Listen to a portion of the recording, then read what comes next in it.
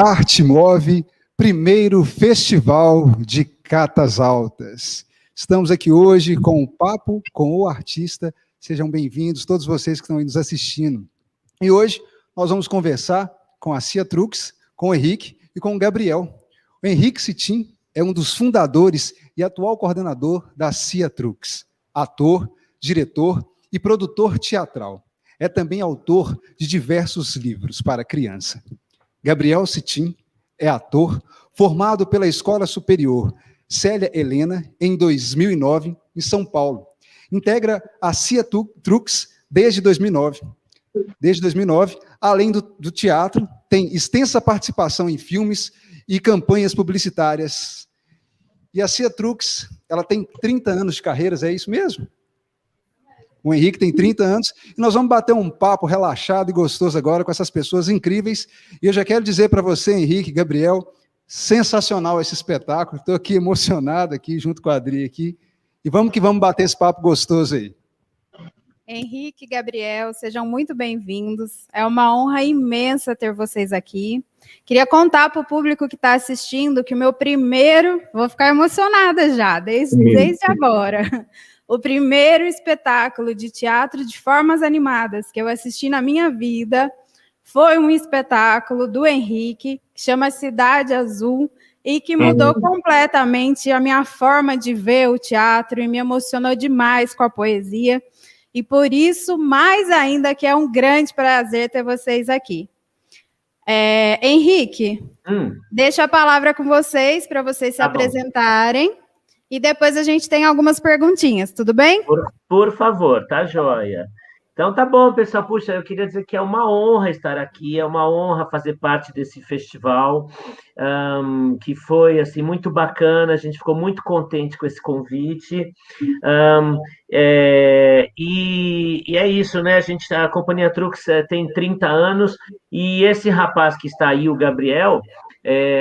fora, né, precisava colocar no meu currículo aí, sou pai dele, então ele nasceu junto com a Companhia Trux, foi muito divertido isso, e hoje ele é, assim, não só ator do espetáculo, mas nosso roteirista, nosso faz tudo, produtor, e esse ator maravilhoso que vocês viram em cena agora, então é uma grande honra, um grande orgulho. Fala, Gabriel! Bom, vou começar falando que o Henrique é um papai coruja, como vocês já perceberam. E, Adriana, olha só, Cidade Azul, a voz do menino era minha. Ah, que legal, muito bom. Eu que fiz com 7 anos. É só essa curiosidade. Tá. Muito bom saber disso. Tá. E agradecer também pelo muita convite. Gente, tem o pessoal perguntando aqui sobre a trajetória da Trux, né? Bom, a gente... Pois é. A primeira pergunta nossa é, qual é, né, a trajetória do grupo? E como a primeira pergunta é para você, Henrique, depois nós vamos fazer mais uma para o Gabriel. Como você iniciou, né, no teatro, porque aqui a gente teve bastante alunos que passaram pelo nosso espaço, né, e que tinham muita curiosidade de saber como que a gente entra nesse universo, como que desperta essa vontade, né? Então, se você puder emendar aí essas duas perguntas. Tá bom, vamos lá. Bom, eu comecei com o teatro com um pouco mais de 20 anos, né? Na verdade, eu tenho 30 de Trux, mas alguns anos a mais de trajetória antes, né? Eu comecei fazendo um teatro de fantoches, né? Bonecos de luvas, e a gente apresentava, eu e a Verônica, a mãe do Gabriel, cofundadora da Trux também, nós fazíamos festinhas de aniversário. Então, a gente começou fazendo festinha de aniversário para poder se bancar e pagar faculdade, essas coisas, né? Nessa época, eu fazia 2 cursos. Eu fazia Sociologia e Economia. E aí, só que acontece que eu me apaixonei pelos bonecos, fiquei absolutamente encantado, e aí cada vez mais comecei a dar menos tempo para as minhas faculdades e mais tempo para o teatro, e foi assim que eu acabei caindo, né, no teatro, e nunca mais consegui parar. Depois, alguns anos depois, eu acho que está com eco, né? Algum tempo depois, A gente criou a Companhia Trux a partir de um projeto de levar para os palcos a personagem bruxinha da Eva Furnari, que é uma personagem da literatura infantil muito importante, né? A Eva Furnari é uma das maiores autoras, né, de literatura infantil do país. Fomos pedir a ela autorização para encenar a bruxinha, né, que era o espetáculo dela, e ela não só nos deu autorização, como falou que quero fazer junto. Então, foi assim, uma grande alegria, né? A gente montou esse espetáculo da bruxinha. Alguns anos depois veio esse espetáculo que a Adriana contou, que é o Cidade Azul, que foi um espetáculo muito emocional também, né? Conta a história de uma amizade entre um menino que mora na rua e uma menina perdida na rua, então uma situação muito bacana. E assim a gente foi indo, né, com o teatro. Eu, antes disso, já entrando meio na pergunta sobre a questão do sonhatório, em 1988, acho que quase todos vocês não tinham nascido aí que estão assistindo, ninguém tinha nascido. Bom, mas em 1988, eu fui chamado para fazer uma oficina, participar de uma oficina de literatura infantil com uma professora da PUC de São Paulo.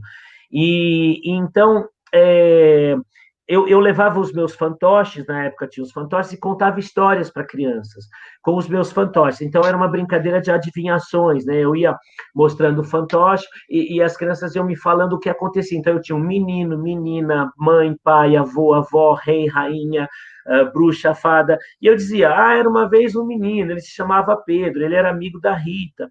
Então, eles juntos, eles iam visitar o rei, mas para visitar o rei, eles tinham que atravessar a floresta.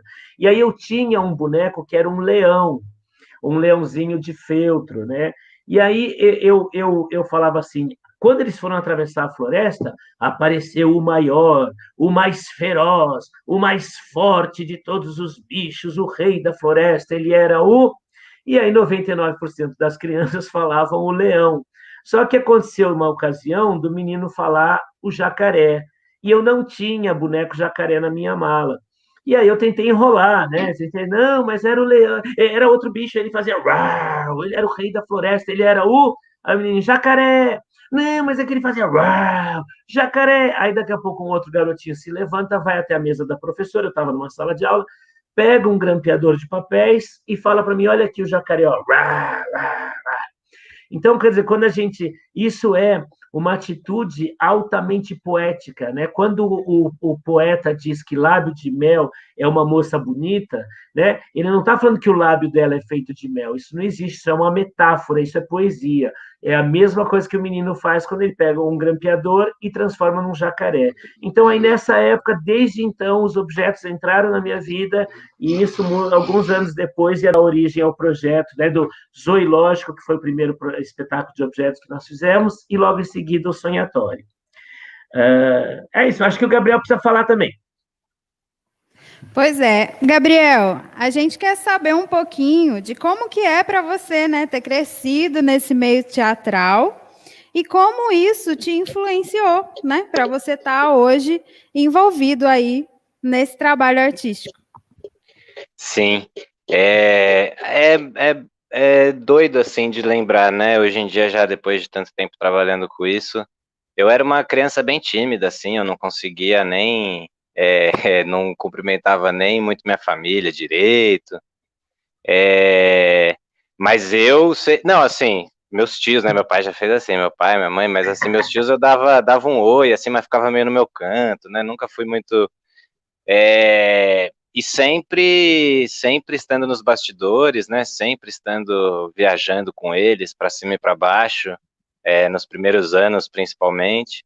E aí, de repente, quando eu tinha... Mas assim, isso eu nem pensava em muito ser ator ou nada disso. E aí, quando eu tinha 13 anos, eu fui subir no palco para tentar conquistar uma garota. E aquilo foi muito especial, assim, como eu me senti bem no palco. E daí, dali em diante, com 14 anos, 15, eu sempre fazia teatro na escola, sempre... E daí foi um caminho natural, e aí eu sempre gosto de dizer que eu dei muita sorte, né, de escolher essa... Até quando eu decidi que eu ia fazer, eu falei com meu pai, com a minha mãe, E aí, você tem certeza? Você não quer ser médico? Você não quer ser advogado? Brincaram comigo, me alertaram, foram sábios para dizer que nem sempre, né, a gente nem só de glórias vivemos, mas esse momento aqui é um deles e vamos aproveitar. Mas eu sempre costumo dizer e brincar que eu dei muita sorte, assim, né, quando eu decidi ser ator, porque eu pude começar jogando no Real Madrid, no Barcelona, né? Assim, a Companhia Truques, a gente monta um espetáculo, tem gente brigando, né, para querer a nossa estreia, e isso, ter campo, só o fato de ter campo para jogar, então eles realmente facilitaram muito minha vida. E hoje em dia é isso, tenho aí o Henrique como mestre, minha mãe Verônica como outra mestra, tem sido um caminho mais curto, digamos assim, para eu aprender. Mas agora é isso, estamos aí há 12 anos já, 12 anos? É isso, né? 12 anos O trabalhando sonhador. juntos. Sim, Não com o Sonhatório, mas 12 anos trabalhando juntos, e o Sonhatório foi uma alegria, e aí o Sonhatório, uma alegria especial, que foi o primeiro, né, assim, eu entrei na Trux, eu fazia alguns espetáculos que já existiam, e aí o Sonhatório foi a primeira montagem que eu e meu pai fizemos juntos, acabava o ensaio, a gente voltava conversando sobre a peça, na janta, um tinha uma ideia, outro tinha outra ideia, a gente conversava, então esse processo foi muito rico, muito gostoso de viver. Acho que eu Que respondi. bacana, Gabriel. Muito bacana. Com certeza, ter um pai e uma mãe que são seus mestres ajuda bastante, né? Sem dúvida. Bom, aqui tem uma pergunta do Bruno Conceição e da Anice Carmo, que também é meio parecida. Eles estão perguntando como que vocês criam um enredo. Vocês olham para o objeto e transformam eles em personagem ou criam a história já pensando em qual objeto utilizar? E a Anice também perguntou, o roteiro é escrito antes? Tá. Cada espetáculo tem um jeito, né? E esse espetáculo em especial foi uma história bonita uma história bem bonita porque assim a gente tinha uma ideia base, né? A gente tem uma ideia base antes. Então eu tinha essa ideia de falar sobre o ato de brincar por adultos, né, em contraposição com o conceito da loucura, né? Então eu falava assim, puxa, brincar é o ato mais saudável que pode existir, até mesmo para um adulto, né? A gente resgata a nossa infância, a gente resgata a nossa criança e não há quer dizer, essa é uma das melhores sensações da vida, quando a gente consegue se entregar para uma brincadeira, né? Então, isso não é loucura. Quando me veio essa frase, brincar não é loucura, eu falei, vamos fazer um espetáculo em que, aparentemente, né, esses brincantes são loucos internos num sanatório, e no final revela-se que não, na verdade, eles eram os médicos passando o tempo, né? Então, os médicos no seu horário de almoço, ali, um horário de respiro, de descanso, e então, quer dizer, a ideia, e depois toda essa, né, essa parte final de dizer o quanto é bonito brincar, né? Então, essa era a ideia base. E aí levei essa ideia primeiro para o Gabriel, né? E aí quer contar, Gabriel, o que aconteceu daí? E a gente fazia as nossas pesquisas malucas, né? Sim. Daí isso, né? Essa pergunta de da onde, se a gente primeiro pensava no roteiro ou primeiro no boneco, tinha muito dos dois, assim. A gente foi em lojas de 1,99, em lojas dessas grandes, né, que vendem de tudo, todos os tipos de panelas e copos e coisas. E a gente começou a olhar, assim, na verdade, o primeiro ato, o meu pai já lotou um quarto ali que a gente tinha cheio de objeto, assim, já começamos a olhar as coisas, e daí era isso, a gente via um peixe em alguma coisa e pensava, puxa, o que pode vir para ter cena com esse peixe? A gente viu o pinguim, o que seria uma situação legal de pinguim? E aí uma coisa acabava puxando a outra. A gente nessas lojas, a gente um dia começou a olhar as coisas, aí montou a baleia, assim, né? Montou a orca com aqueles... E aí as vendedoras perguntavam se a gente precisava de ajuda, e a gente dizia, precisamos, por favor, você acha que isso aqui parece uma baleia, sabe? Era tipo de coisa. E aí a gente começava a pensar...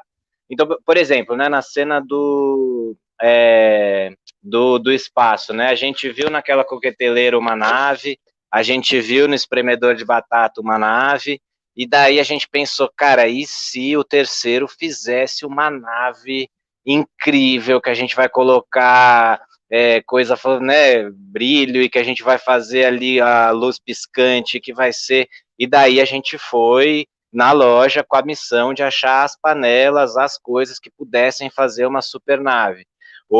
Então era isso, tinham momentos em que algumas descobertas pediam uma nova que a gente às vezes se forçava a tentar fazer, e acho que sempre encontrava, e outras a gente via a coisa e a coisa disparava para a gente uma ideia. Algumas coisas a gente gostava muito do boneco, não tinha tanta história, mas resolveu manter como só quase uma passagem, por exemplo, aquela cegonha, né, pelicano que tem ali, que é um boneco que a gente achou incrível quando a gente viu, quando a gente conseguiu ver ele fazer, não tinha muita situação, mas a gente fez uma brincadeira, né, com ele, então foi de tudo um pouco, assim, foi bem isso que meu pai falou, a gente tinha o começo e o final, e o meio a gente foi recheando de diversas formas. Não era uma ideia inicial ir para o deserto, depois para o mar, depois para o espaço, mas isso aconteceu naturalmente, e sempre tentando fazer de um jeito que ligasse, né, uma cena na outra, que a dramaturgia não ficasse solta, né? Então é isso, a gente acaba a luta do espadachim, sente sede por causa da luta, e daí não tem água, e isso faz a gente lembrar, aí eu, né, vejo ali o deserto, e sem água a gente vai para o deserto, então tudo a gente tenta, de algum jeito, linkar para que a gente possa ir seguindo nas brincadeiras e coisas e aventuras. Pode mandar aí perguntas, que acho que dá para ter mais uma, hein? Eu achei interessante aqui, uma criança de 7 anos, chamada Lara, ela falou que esse teatro é muito criativo, muito legal e hiper divertido, e ela quer mais. É muito legal, Lara. Que bom que você gostou. A gente fica muito contente. O teatro é muito legal, muito legal. Eu vou aproveitar aqui para fazer mais uma pergunta, enquanto o pessoal posta mais perguntas aí. O teatro de objetos, né, ele é muito visto como um teatro para crianças. Então, eu acho muito importante, principalmente aqui para o público de Catas Altas que está conhecendo um pouco mais essa linguagem, eu queria que vocês falassem um pouco de como que é essa questão da criança, do adulto. Olha, assim, né? A gente classifica esse espetáculo como um espetáculo para todos, né? A gente, em festivais que nós fomos, que nós vimos, por exemplo, na Europa, lá tem 3 classificações, que é uma coisa que não existe muito aqui no Brasil. Lá existe espetáculo para adultos, existe espetáculo para crianças, existe espetáculo para toda a família, né? Eles chamam assim, espetáculos para toda a família. A gente considera que o Sonhatório é um espetáculo para toda a família, né? Quer dizer, que os adultos se divertem. Aquilo que eu falei, a gente vai lá e resgata, né? Uma criança brincalhona que ainda existe dentro da gente, né? Quer dizer, quando você se diverte com aqueles pinguins, por exemplo, né? E aí a gente joga aquela cena lá do Titanic, por exemplo. Titanic não é para crianças, né? Aquela é uma cena que quer dizer, no teatro, quando a gente faz, quem dá risada são os pais e as mães, né? Porque as crianças não têm muito essa referência, né? Elas gostam dos objetos, gostam dos pinguins, mas daí o passo que a gente vai dar além, né?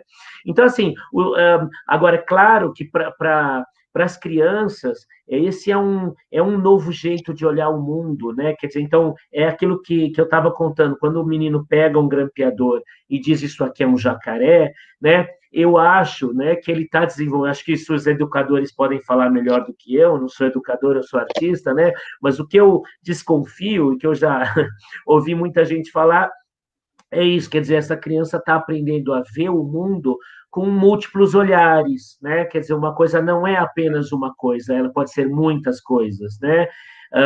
A gente está convidando os pais a brincarem com seus filhos em casa. A brincadeira, ela une pais pais e filhos, né, de uma maneira muito, muito importante, é uma forma de aproximação afetiva, né? Então, quer dizer, tudo isso é bom para todo mundo, né? Então, eu acho que esse é um espetáculo para todos. Existe também um teatro de objetos feito para adultos, né, em que as coisas simbolizam, por exemplo, memórias, em que as coisas simbolizam histórias, que é muito bonito também. Não é o caso desse espetáculo, eu ficaria aqui muito tempo falando sobre isso. Então, vamos em frente aí com as perguntas, né? Né, até falar uma coisa interessante, que esse ano, né, no final do ano passado, ou comecinho desse ano, eu tive a oportunidade, né, de fazer a oficina aí com o Henrique, e a oficina de objetos, né? Coitado, mais uma vítima. Na mostra do Tropé, e aí interessante, Henrique, que depois, né, da oficina, eu passei a ver as coisas diferentes. Outro dia eu estava com a Adri jantando, aí eu falei assim, nossa, Drica, esse objeto não parece o senhor, não sei o que lá, tal, dei um nome, a Drica falou, pô, legal, vamos comprar outro para fazer o teatro de objeto. Então, assim, como que modifica, né, o nosso olhar. Muito grato com essa oficina e é fantástico, assim, como disse, não tem palavras para dizer, mas foi um grande aprendizado. Eu olho os objetos agora de forma bem diferente. Ah, que bom. Bom, temos mais uma pergunta aqui. Pelo nosso tempo, acho que vai ser a última pergunta. É da Tabata Iori, inclusive minha companheira de grupo, Desce a Lua para a Rua. Prazer ter você aqui, tá? A pergunta é: vocês se inspiram em técnicas de palhaçaria? O tempo, repetição, pausas, respiro, me parece. Podem falar um pouco sobre as técnicas utilizadas, pesquisas? Eu respondo? Gabriel. Tá Vai lá, essa é com você. Tá bom. Então, a gente, sim, sem dúvida, a gente se inspira nas técnicas de palhaçaria. Inclusive, acho que essa é a linguagem, né? Isso, a linguagem do boneco e do objeto tem muito de parecido também com o palhaço, né? Da coisa da triangulação, de contar-se o que se está pensando, né? Isso também dá muita vida nos bonecos. E toda, assim, de todos os atores, os 3 que estão em cena que vocês viram, todos têm formação de palhaço. E aqui, assim, é até difícil falar sobre as técnicas utilizadas ou pesquisadas. A gente nunca costuma fazer muito. Pode interferir se quiser, tá, seu Henrique? Tá bom. Papai. Mas a gente nunca costuma, eu não sei, assim, claro que a gente usa a técnica do teatro físico, a gente usa técnicas de mímica, de clown, mas nunca é muito pensado. A gente vai mais brincando durante os ensaios, tentando propor a cena, vendo que brincadeiras podem surgir no meio ali da cena. Eu vi até uma pergunta aqui que eu vou incluir na resposta, que eu acompanhei os comentários aqui, de uma pessoa que perguntou se tem um roteiro, se é improvisado, né?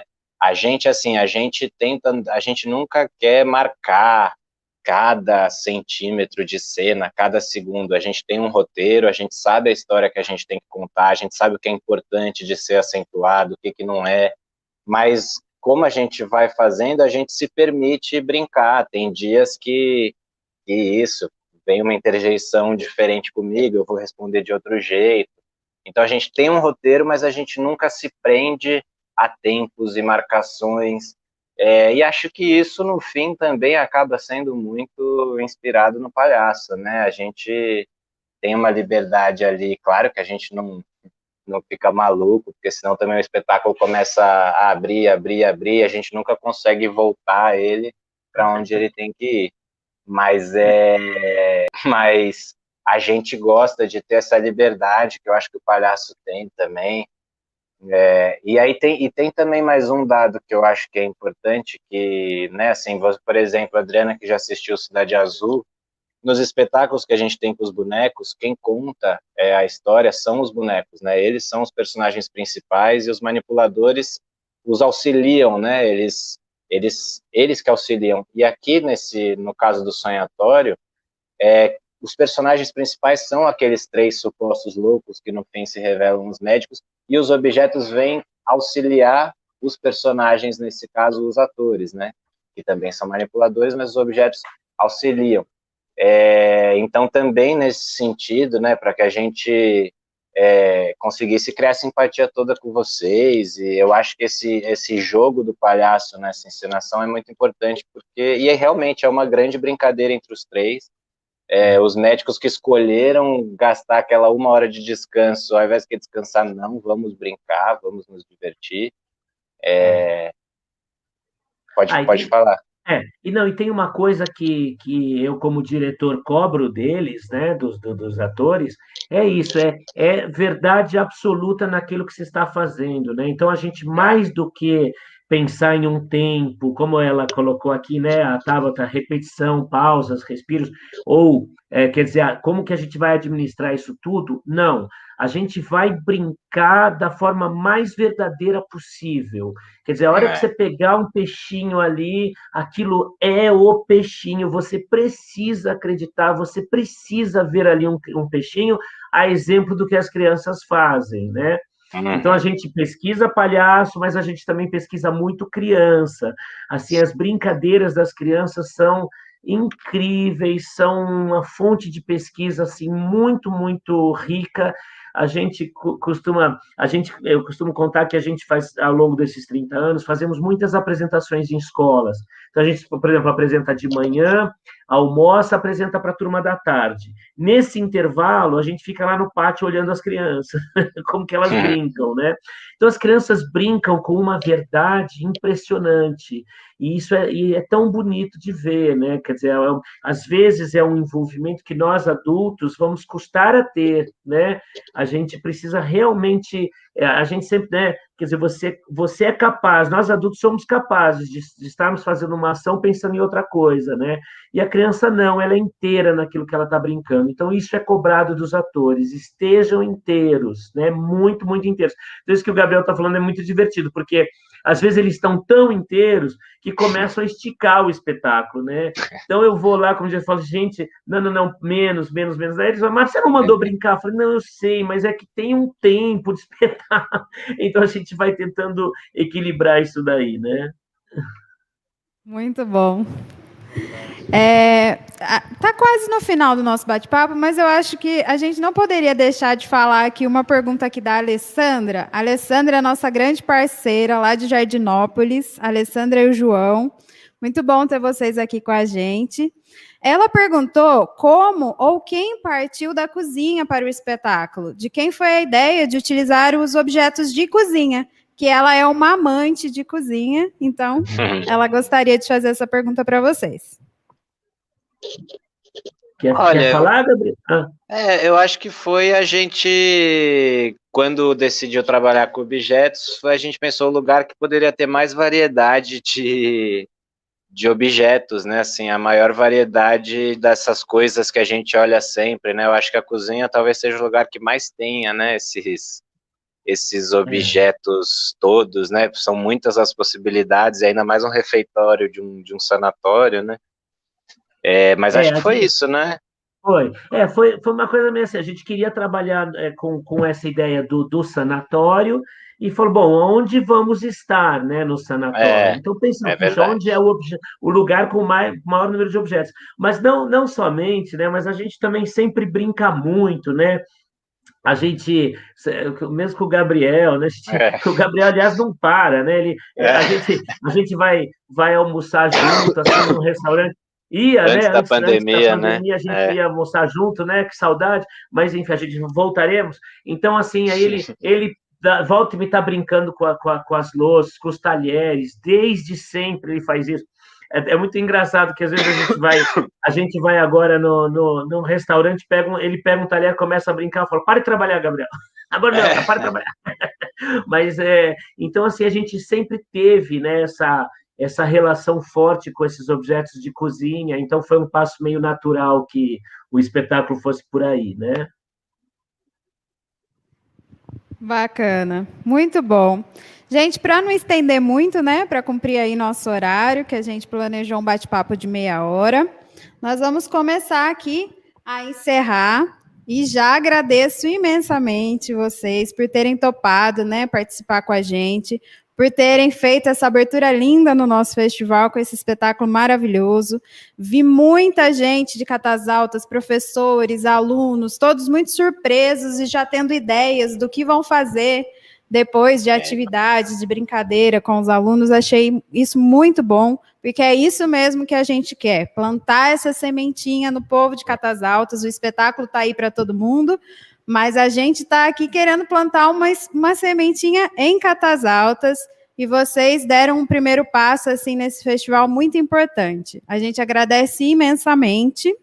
Antes de vocês se despedirem, a gente só vai fazer um sorteio. Se alguém que está aí ao vivo quiser ganhar uma camiseta do festival, né? Como o Fernando falou na abertura, já que a gente está tendo um festival online, a gente ficou pensando numa forma, né, de ter um pouquinho do festival com vocês e um pouquinho de vocês também aqui. Então, para ter vocês aqui, a gente fez lá, né, a nossa promoção de vocês tirarem uma foto aí, né, nossa campanha de tirar uma foto de algum momento de que vocês estão participando do festival e mandar para a gente. Mas para ter, né, o festival com vocês, a gente também pensou em sortear algumas camisetas para vocês, quem quiser, né, levar de recordação. E aí, como que vai ser? Nós vamos fazer uma pergunta sobre o espetáculo e o primeiro que responder vai ganhar a camiseta. Obviamente, não vale nem o Henrique nem o Gabriel, né? Senão seria muito injusto. A pergunta é... Opa, deixa eu pegar minha cola aqui. A pergunta é: o que os personagens entregaram para a mulher feita a partir do pano de prato e da colher de pau? Alguém lembra? Estava bem no comecinho do espetáculo, hein? Vamos lá, vamos ver se tem alguém. Eu sei!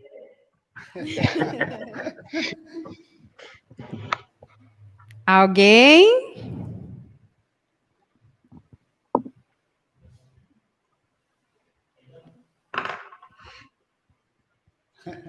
Vocês não sabem ou não querem participar? Diz aí pra gente. Repetir a pergunta? O que os personagens, né, durante o espetáculo, entregaram para a mulher feita a partir de um pano de prato, que era ali meio rosa, se eu não me engano, e da colher de pau? A Aline respondeu xícara, não foi a xícara. Foi o personagem que entregou, né? Foi um personagem que entregou. Um dos personagens não foi uma cobra. Não foi uma caneca, Isabela. Lembra lá da colher de pau lá, né? Dançando lá. Vou fazer uma pergunta mais fácil. Opa. Mas essa resposta era uma rosa vermelha, certo, Henrique? Certo, uma flor, isso mesmo. Isso. Mas aí, e Lucas? E aí, a gente dá para o Lucas? Ou foi antes de eu falar? Acho que foi, hein? Foi, Lucas? Porque dá um delayzinho aqui. Foi, então? Então, o Lucas Rodrigues Magalhães ganhou aqui uma camiseta do festival. Lucas, depois você manda uma mensagem para a gente no Instagram, ou no Instagram é melhor. E aí a gente combina como que você retira essa camiseta. Muito obrigada, viu, gente? Adriana, posso responder uma perguntinha que eu vi aqui que fizeram, rapidinho? Pode sim, claro. É porque a Alessandra perguntou se a gente faz oficinas para o público. A gente faz, mas infelizmente nesse último ano a gente não fez. Não sei aí com o diretor. A gente até tem feito algumas online, né? A gente pode fazer online, né? Então, assim, né? Qualquer coisa, entre em contato com a gente combina alguma coisa, vamos ver. Queria dizer também, aproveitar e dizer que foi uma honra para nós, tá, gente? É muito bacana, a gente é muito legal a gente poder participar desse evento que promove teatro, né?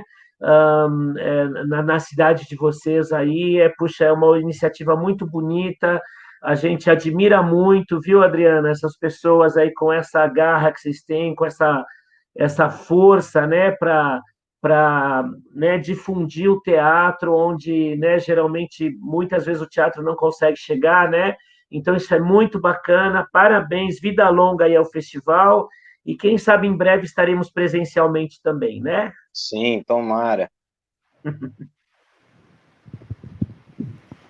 Tomara, muito obrigada, viu, gente? Foi um prazer imenso ter vocês aqui. Pessoal, Alessandra, a oficina funciona muito bem de forma online, viu? Comunica aí direitinho com o Henrique, o pessoal de Jardinópolis vai... Eu acho que a gente pode ir conversando para ter uma em Jardinópolis, uma aqui em Catas Altas. Calma que a gente vai trocar aí uma ideia para fazer isso acontecer. Aí tem vibrações positivas que essa pandemia passe logo, para a gente ter aqui em Catas Altas ao vivo a Trux. Então, vamos vibrar aí bastante, que passe logo, viu? Vai dar tudo certo. A gente gostaria de convidar todos vocês para assistirem à programação de amanhã, às 19 horas. Nós teremos o espetáculo Memórias de um Quintal, da Insensata Cia de Teatro, de Belo Horizonte. Espalhem essa notícia para a gente continuar fazendo o festival lindo. Pessoal, nós gostaríamos de agradecer a Lei Aldir Blanc, né, que nos proporciona fazer esse festival, a Prefeitura Municipal de Catas Altas, Secretaria de Cultura, Educação e Comunicação, a todos os nossos amigos, aos nossos amigos que estão aqui, para a produção cena aqui, valeu, muito obrigado. A Maria Magalhães, por todo o apoio, por ter tirado essa ideia do papel, né? E, em especial também, nós queremos agradecer hoje a nossa amiga, que está aí assistindo agora, a Aline Félix, que está fazendo aniversário hoje. E a gente está, né, de presente para ela esse espetáculo aí também. Feliz aniversário. Comemorando duas vezes. Duas vezes. Comemorando a abertura do festival e seu aniversário. Feliz aniversário, a F. E a Cia Trux, ao Henrique, ao Gabriel e a todos vocês que nos assistiram. Muito obrigado. Obrigada. Obrigado, gente. Obrigado. Fiquem ligados.